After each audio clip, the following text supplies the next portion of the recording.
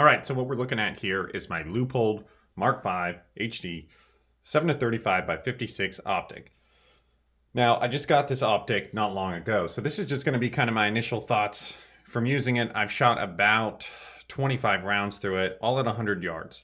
So have no long range experience with it yet, really no experience with the tracking of it or anything like that, but we're just going to talk about kind of how I feel about the features, the glass, and things like that.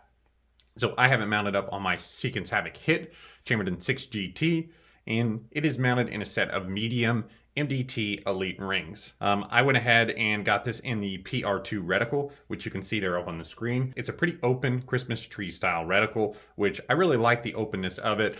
I tend to dial for our elevation and hold for wind, and I thought this would be a nice reticle. Now, as most of you know, this optic comes in at about $2,400. In this setup, it is not illuminated, and I don't think you can get this reticle in illuminated version, but I never use illumination either. Now, right now, I have it set up the way it came out of the box with the included sunshade and the Leupold caps, flip-up caps on both the front and back.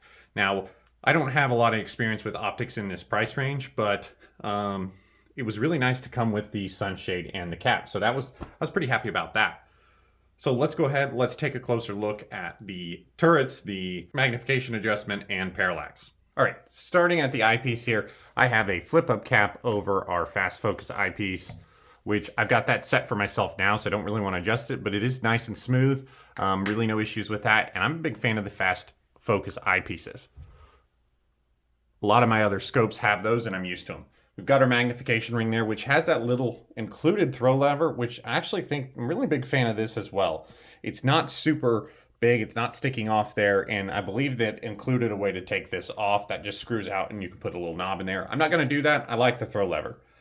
Obviously, we have 7 power there, which no issues with the bolt there. It's pretty much out of the way. And then as we turn all the way up to 35, that throw lever is still out of the way, so you're not going to hit your hand on it. Went with the 35 power because why not, right? I'm probably not going to shoot at 35 power on long range, but for shooting groups at 100 yards, it's kind of nice to have that extra power. We still have a nice fine dot in the center for aiming point, and so far the glass has been really good. Now, my nicest or most expensive optic I have to compare this to would be my 5-25 Midas Tac from Athlon. And it seems like this one is a significant step up from that. Now, it's going to depend on the person looking at it and things like that, but this is definitely a significant step up over the other optics that I have on my channel as far as what looks like clarity and just how good it looks looking through it. The first time that I looked through it, I was pretty impressed because I've never looked through an optic of this caliber, and even at 35, seems like the optics are really good. Again, I'm probably not the best person to compare this to because I don't have any of the high-end Night Forces, Schmidt benders, zero comp scopes, nothing like that. This is my nicest optic. Moving up to our turret. So as you can see, I have this one zeroed already. We've got that nice push button zero stop, which I've been a big fan of. And we have nice, good, tactile, audible clicks. They line up really nice, which they should for $2,000. And I am getting right about, I think 17, which we just went across our first rev, which is 10.5, and you notice that dot or that kind of button pushes in, and then we'll go all the way up, and yeah, I'm just over 17 mils max elevation. This is mounted on a 20 MOA rail, so that should get me out to about 1,400 yards in my 6GT. Now again, I haven't done any true tracking tests with this. My plan is to go ahead and take it out to some longer range and compare how the tracking is to holding over in the reticle, and we'll kind of compare that. But so far, zeroing in and things like that, it seems like it tracks really nicely. The zero stop also allows me to go a couple of clicks below zero. And then we obviously click in. Now we have a capped windage turret, which I'm a fan of because as I talked about a bit ago, I generally will dial our elevation and hold for wind. So I've got this set at 0 here. The one thing that probably would be nice is if that line extended across to the turret, but it's really not that big a deal for me, again, because I'm probably just going to go ahead and set this, which is set up at 0, and I'm probably just going to go ahead and leave it. Now, I believe this does have a stop.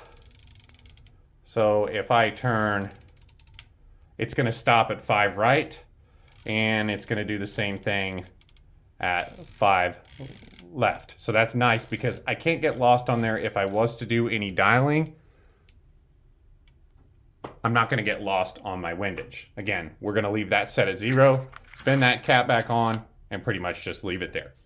So let me go ahead and switch the gun around and we'll get a view of the parallax. All right, so as you guys can see there, my parallax is pretty much set at 100. This is what got me parallax free at 100 yards. So it seems like the numbers there are gonna line up pretty close. We don't have a minimum marking there, but I think they advertise it at like 60 yards or something like that. I haven't tested that. I never shoot this gun less than 100 yards anyway, so not too concerned. It is extremely smooth and it's got a pretty good girth to it as far as holding on to it. I've focused it out to about 500 or 600 yards right now just looking at it, and it seems like I can get a really nice crisp view. And again, I'll have to test out some of that longer distance. It goes from 800 and then it's got that little bit of space before it jumps. Actually, it goes past infinity there. So hopefully this will be as clear at, 1,500 or 1,000 yards as it is at 100, but it seems pretty good right now. Again, the fit and feel of the optic, it definitely feels like a nice optic. Everything moves like it should. The finish is great, and I'm just really happy with it so far. Again, anytime you spend $2,000 on an optic, at least for me, I'm expecting it to be super duper high end, expecting it to work exactly like advertised, and so far this one hasn't disappointed.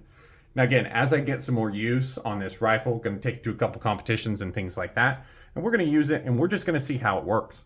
Again, so far so good. I'm happy with the purchase so far. This is just my initial thoughts on the rifle scope. So hope you guys enjoyed it and stay tuned because you're going to see a lot of it on this channel. Thanks for subscribing and we'll see you next time.